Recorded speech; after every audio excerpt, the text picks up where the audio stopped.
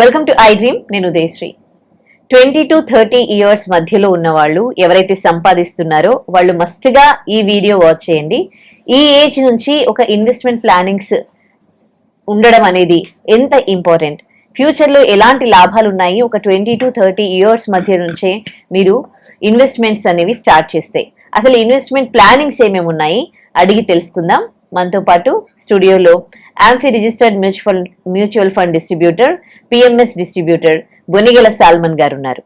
నమస్తే సార్. నమస్తే ఉదయ సార్. అప్పుడప్పుడే ఇంకా 20 నుంచే స్టార్ట్ చేస్తూ ఉంటారు సంపాదించడం, ఏదైనా జాబ్ ఎక్కడం అనేది. 25 టు తర్వాత ఎక్కినా కానీ 20 నుంచి కొంతమంది ఎర్న్ చేస్తూ ఉన్నారు. ఆ ఏజ్ నుండి ఒక ఇన్వెస్ట్మెంట్ ప్లానింగ్స్ కావాలి అంటే ఎవ్రీ మంత్ ఒక 5,000 నుంచి 10,000 మధ్యలో సేవింగ్స్ ఇన్వెస్ట్ చేయాలి అని అనుకుంటే ఎలాంటి ఇన్వెస్ట్మెంట్ ప్లానింగ్స్ ఉన్నాయి, అండ్ ఈ ఏజ్ నుండి స్టార్ట్ చేయడం అనేది ఎంత ఇంపార్టెంట్ అంటారు? చిన్న ఏజ్ లో స్టార్ట్ చేస్తే పవర్ ఆఫ్ కాంపౌండింగ్ వర్కౌట్ అవుతుంది. మీకు సపోజ్ 25 ఇయర్స్ అనుకోండి, నెలకి 10,000తో స్టార్ట్ చేస్తే మీరు ఎంత లాంగ్ ఉంటే మీకు పవర్ ఆఫ్ కాంపౌండింగ్ అంత వర్కౌట్ అవుతుంది.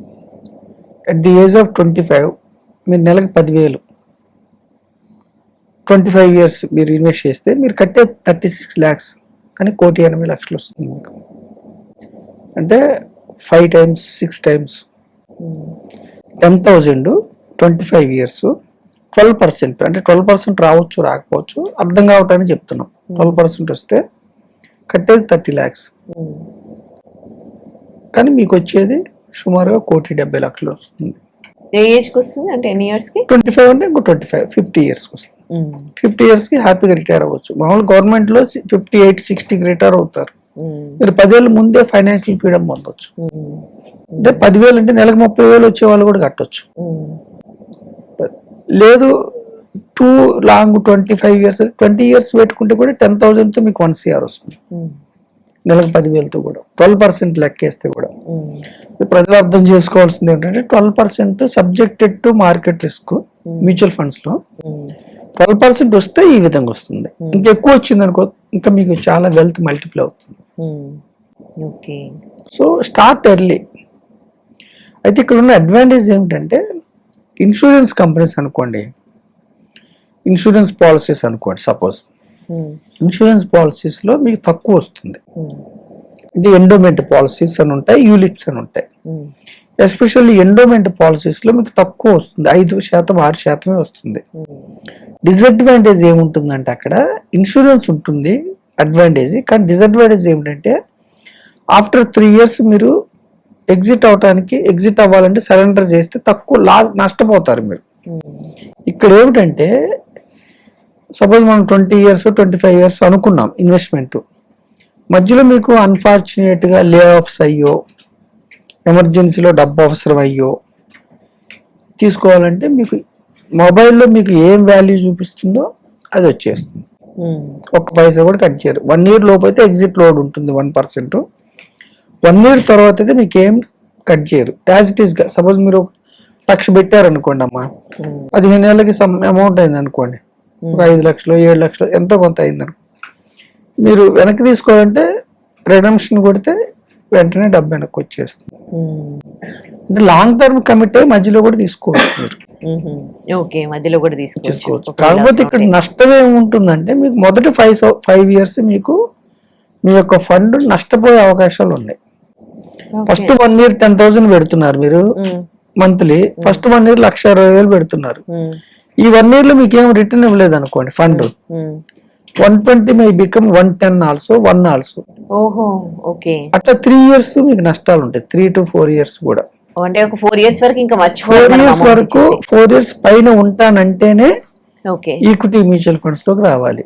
4 years లోపు కూడా మీకు లాభాలు రావాలంటే ఈక్విటీ కాదు, అప్పుడు కంపెనీస్ లో ఓనర్షిప్ కాదు, వేరే కంపెనీస్ కి అప్పు ఇవ్వటం, బాండ్స్ కి రావాలి, అక్కడ నష్టాలు ఉండవు మీకు. ఇక్కడ ఎందుకు నష్టాలు వచ్చినా ఎందుకు వస్తామంటే ఇక్కడ రిటర్న్ ఎక్కువ వస్తుంది.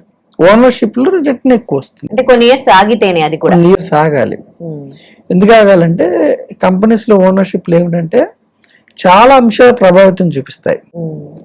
GDP, inflation, interest rates, GST collections, corporate earnings especially అన్నిటికంటే ఎక్కువ ప్రభావితం చూపించేది ఏంటంటే కంపెనీస్కి ఎర్నింగ్స్ బాగుంటే మీ షేర్ వాల్యూ పెరుగుతుంది దీర్ఘకాలంలో. So share value slaves of the earnings. So ఎప్పుడు కూడా ఒక 1 year ఎర్నింగ్స్ బాగాలేకపోవచ్చు, 2 years బాగాలేకపోవచ్చు, కానీ దీర్ఘకాలంలో ఈ కంపెనీ ఎర్నింగ్స్ బాగుంటాయి. ఈ కంపెనీ ఎర్నింగ్స్ 15% వస్తే మీకు 15% షేర్ వాల్యూ పెరుగుతుంది. అయితే ఇక్కడ ప్రజలకు ఎస్పెషల్లీ మనం గుర్తు చేసేది ఏంటంటే అమ్మా, shares very risky, stocks very risky. కొన్ని స్టాక్స్ 0 కూడా అయిపోతాయి, కొన్ని స్టాక్స్ 10 ఏళ్ళు కూడా పెరగకుండా ఉంటాయి, లాస్లో ఉంటాయి. మీరు కొన్న వాల్యూ దగ్గర నుంచి లాస్ ఉంటుంది. సో ఇండివిజువల్ స్టాక్స్ నేను మధ్యతరగతి ప్రజలను డిస్కరేజ్ చేస్తున్నాను, వద్దని చెప్తున్నాను. ఎస్పెషల్లీ మన ఎపిసోడ్ ప్రజలకు మేలు కలగాలంటే bunch of stocks, group of stocks, వాటిని ఇండెక్స్ ఫండ్స్ లేదా డైవర్సిఫైడ్ యాక్టివ్ మ్యూచువల్ ఫండ్స్. మళ్ళీ మ్యూచువల్ ఫండ్స్ లో కూడా డైవర్సిఫైడ్ అని నేను పదే చెప్తున్నాను. సెక్టార్ ఫండ్స్ ఉంటాయి మ్యూచువల్ ఫండ్స్ లో, డైవర్సిఫైడ్ ఉంటాయి. సెక్టార్ ఫండ్స్ అంటే ఇప్పుడు ఐటీ ఫండ్ ఉంది, ఎంత నెగిటివ్ న్యూస్ వచ్చినా ఐటీ స్టాక్స్ లోనే కొనాలి ఈ ఫండ్ మేజర్. ఐటీ ఫండ్ తీసుకుంటే డైవర్సిఫైడ్ ఫండ్ అంటే ఇప్పుడు ఏఐ వల్ల ఐటీ ఛాలెంజెస్ ఫేస్ చేస్తుంది. డైవర్సిఫైడ్ ఫండ్ తీసుకుంటే ఐటీలో ఎక్స్పోజర్ తగ్గించి ఏ రంగం బాగుంటే ఆ రంగం వైపు మూవ్ అవుతారు ఫండ్ మేజర్. అర్థమవుతుంది కదా? ఈ రూట్ బాగాలేదు. సెక్టార్ ఫండ్ అంటే బాగాలేకపోయినా ఈ రూట్ లోకి వెళ్ళాలి మీరు. డైవర్సిఫైడ్ ఫండ్ అంటే ఈ రూట్ బాగాలేకపోతే ఈ రూట్ ఎంచుకునే అవకాశం ఫండ్ మేజర్ కు ఉంది. అంటే ఐటీ బాగాలేదు అనుకోండి, సపోజ్ మ్యానుఫ్యాక్చరింగ్ రంగం వైపు వెళ్తాడు, ఫార్మా రంగం అంటే ఐటీ రంగంలో ఎక్స్పోజర్ తగ్గిస్తాడు, ఇంకొక రంగంలో పెంచుకుంటూ ఉంటాడు. క్యాపిటల్ గూడ్స్ అట్లా అంటే ఎప్పుడు కూడా మ్యూచువల్ ఫండ్స్ లో, స్టాక్ మార్కెట్ లో అమ్మ ఎకానమీలో రిటర్న్స్ సైక్లికల్ గా ఉంటాయి. ఒక్కొక్కసారి ఒక్కొక్క రంగం పెర్ఫార్మ్ చేస్తుంది. ఒక్కోసారి బ్యాంకింగ్ రంగం, ఒక్కోసారి క్యాపిటల్ గూడ్స్, ఒక్కోసారి ఎనర్జీ, ఒక్కోసారి ఆటోమోటివ్, ట్రాన్స్పోర్ట్, ఒక్కోసారి ఐటీ సర్వీసెస్, రకరకాలుగా ఉంటాయి. ఈ రిస్క్ చూస్తే అందరూ ఆ చిట్ సైడ్, వేరే సేవింగ్స్ సైడ్ వెళ్తారు. అందుకని నేనేం చెప్తున్నామంటే, అందుకని ప్రజలు డిఫరెన్స్ అర్థం చేసుకోండి. ఇప్పుడు భారతదేశంలో దుర్భేద్యమైన బ్యాంకు ఎస్బీఐ, అయినా ఎస్బీఐ స్టాక్ వద్దు. గ్రూప్ ఆఫ్ కంపెనీస్ లో తీసుకుంటే ఈ ఫండ్ మేజర్ మీకు ఎస్బీఐ స్టాక్ కూడా కొంటాడు. ఓకేనమ్మా? గ్రూప్ ఆఫ్ కంపెనీస్ లో ఏ కంపెనీ బాగుంటుందని వాళ్ళు చూసుకుంటారు, ఫండ్ మేనేజర్ చూసుకుంటారు, లేదంటే ఇండెక్స్ లో ఉంటాయి. సింగిల్ స్టాక్ లో పెడితే మీకు ఎక్కువ రిటర్న్ రావచ్చు, కానీ ఒక్కోసారి నష్టపోయే అవకాశాలు ఉంటాయి. నష్టపోతే ఆర్డినరీ పీపుల్ అంటే మధ్యతరగతి ప్రజలు కొంతకాలం కోలుకోలేరు. అందుకని గ్రూప్ ఆఫ్ స్టాక్స్ పెట్టుకుంటే, గ్రూప్ ఆఫ్ కంపెనీస్ లో ఓనర్షిప్ తీసుకుంటే బీభత్సంగా మల్టిప్లై కావు, కానీ డ్రాస్టికల్ గా పోవు.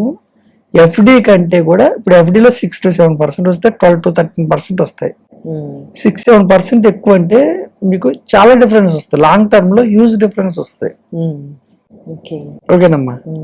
అంటే మీరు ఫైనాన్షియల్ ఫ్రీడమ్ పొందాలి. ప్లస్ ఇంకోటి ఏంటంటే, ఇన్వెస్ట్మెంట్లు ఎప్పుడు కూడా మన శారీరక శ్రమ ఉండకూడదు. ఇప్పుడు మనం డబ్బు ఎక్కువ సంపాదించాలంటే మళ్ళీ మనం 8 hours ఇక్కడ కష్టపడతాం, మన చేతిలో డబ్బు వస్తుంది, మళ్ళీ మనం వేరే చోట పని చేసే పని లేదు. వైజ్ గా ఇన్వెస్ట్ చేస్తే డబ్బు పని చేస్తుంది. వైజ్ గా ఇన్వెస్ట్ చేయాలంటే ఏంటంటే, సింగిల్ స్టాక్స్ తీసుకున్నారనుకోండి, మీరు నిత్యం శ్రమ పడాలి. ఆ స్టాక్ గురించి ఎలా ఉంది, కంపెనీ ఎలా ఉంది, ఏమిటి అని. అలా కాకుండా మీరు గ్రూప్ ఆఫ్ స్టాక్స్ తీసుకోండి.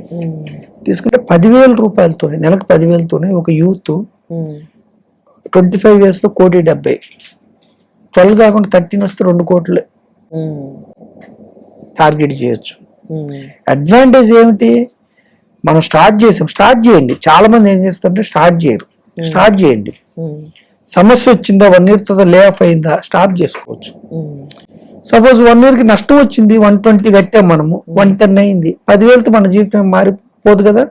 110 తీసుకుని వాడుకోండి, ఎమర్జెన్సీ ఫండ్ లాగా. నష్టం వచ్చింది లేదు కదా, 1 year కి నష్టం వచ్చింది, మీరు 1,60,000 కడుతున్నారమ్మా, 10,000 10% మైనస్ అయింది, 110 అయింది, మీకు ఎమర్జెన్సీ లే ఆఫ్ అయింది, వాడుకోండి. 3-4 నెలలు జీవితం నడుస్తుంది కదా. ఒక 5 years తర్వాత మీకు లే ఆఫ్ అయింది అనుకోండి, 5 years కి మీరు 5-6 లక్షలు కడతారు. సపోజ్ అదొక 9-8 అయింది అనుకోండి, మీకు ఉపయోగమే కదా. Liquidity easy. సో మనం ఏం చెప్తున్నామంటే, స్టార్ట్ ఎర్లీ. ఈక్విటీస్ లో ఎప్పుడు కంపెనీస్ లో ఓనర్షిప్ ఎప్పుడు ఎంత దీర్ఘకాలం ఉంటే అంత రిస్క్ తగ్గుతుంది. First point. సెకండ్ పాయింట్ ఏమిటంటే డైవర్సిఫికేషన్. అంటే మ్యూచువల్ ఫండ్స్ లో మెయిన్ సక్సెస్ అయింది మ్యూచువల్ ఫండ్స్ అక్కడే. ఒక స్టాక్ కాకుండా 40-50 స్టాక్స్, ఒక రంగం కాకుండా 10-15 రంగాలు. డైవర్సిఫికేషన్ వల్ల రిస్క్ తగ్గుతుంది. మరి రిటర్న్ కూడా తగ్గుతుందా? రిటర్న్ కూడా తగ్గుతుంది. ఒకటే స్టాక్ 2 స్టాకులు కొనుక్కుంటే మీకు రిటర్న్ ఎక్కువ వస్తుంది, పోతే మొత్తం పోతుంది, లేదా తరగకుండా ఉంటుంది. రిటర్న్ కూడా తగ్గుతుంది. కానీ బ్యాంక్ ఎఫ్డి కంటే ఎక్కువ రిటర్న్ వచ్చే అవకాశం ఉంది. డైవర్సిఫికేషన్. మూడోది ఏమిటంటే నెల నెల కట్టడం వల్ల పెరిగిన లాభమే తగ్గిన లాభమే. పెరిగితే మీ డబ్బు పెరుగుతుంది, తగ్గితే ఏమిటి మీరు కొనేవాళ్ళు కదా. మీరు ఒక వస్తువుని కొంటున్నారు, మీరు మీ మెడలో బంగారాన్ని కొంటున్నారు. తగ్గిందనుకో కొనేవాళ్ళు మీరు, ఎక్కువ బంగారం వస్తుంది. పెరిగిందనుకో మీ దగ్గర ఉన్న బంగారం పెరుగుతుంది. పెరిగితేనేమో మీ దగ్గర ఆల్రెడీ ఉన్న బంగారం పెరుగుతుంది, విలువ పెరుగుతుంది. తగ్గితేనేమో మీరు కొంటున్నారు కదా, అలా 25 ఏళ్ళు కొంటున్నారు కదా. 25 సంవత్సరాలు మీరు కొన్ని 50 కంపెనీస్ లో గ్రూప్ ఆఫ్ స్టాక్స్ లో కొంటున్నారు కాబట్టి హ్యూజ్ మల్టిప్లికేషన్ అవుతుంది డబ్బు. ఎకానమీలో ఓనర్ అవుతున్నారు కాబట్టి అది అర్థం చేసుకోవాలి ప్రజలు. సో సిప్ లో ఏమిటంటే దాన్ని rupee, technical term rupee cost averaging. అంటే పెరిగితే మీ డబ్బు పెరుగుతుంది, తగ్గినప్పుడు తక్కువ రేట్స్ కి షేర్లు వస్తాయి, నంబర్ ఆఫ్ యూనిట్స్ ఎక్కువ అక్యుములేట్ అవుతాయి కాబట్టి దీర్ఘకాలంలో మీ డబ్బు మల్టిప్లై అవుతుంది. సిప్ లో, సిస్టమాటిక్ ఇన్వెస్ట్మెంట్ ప్లాన్ లో. సో యూత్ 5 to 10,000 అంటే 30,000 వచ్చే వ్యక్తులు 5,000 లేదా 10,000 లేదా 35,000 వచ్చే వ్యక్తి 10,000 పెట్టుకుంటే 5 years 10 years తర్వాత మీకు భరోసా ఉంటుంది. అదే మీరు 10-15 years ఉంటే ఇంకా ధైర్యం వేరే ఉంటుంది. 20-25 అంటే అల్టిమేట్, ఇంకా పర్పెచువల్ ఇది. ఓకేనమ్మా. So start early. మీరు ఈ యొక్క లాభాలను ఎంజాయ్ చేస్తారు, ఎకానమీలో ఓనర్షిప్ ఎంజాయ్ చేస్తారు. వికసిత్ భారత్ అమృతకాలం మంది. నెక్స్ట్ 20-25 years మన దేశం ఎక్కడో ఉండబోతుంది. ఈ క్రమంలో మీరు వెనకబడకూడదంటే please become part owner of the group of companies. Legalised investment ఇది. రైట్, మంచి ప్లానింగ్స్ చెప్పారు sir. Thank you so much. Thank you. And for more videos, Please subscribe to iDream. Please subscribe to iDream. Please subscribe iDream. And please subscribe to iDream. For more videos, subscribe to iDream. please like, share and subscribe to the channel. Congratulations, iDream. Subscribe to iDream. Subscribe to iDream. So subscribe to iDream Media. iDream ki iDream team andarki huge congratulations. Please subscribe iDream Media. Please subscribe to iDream. Subscribe iDream. Please subscribe to iDream.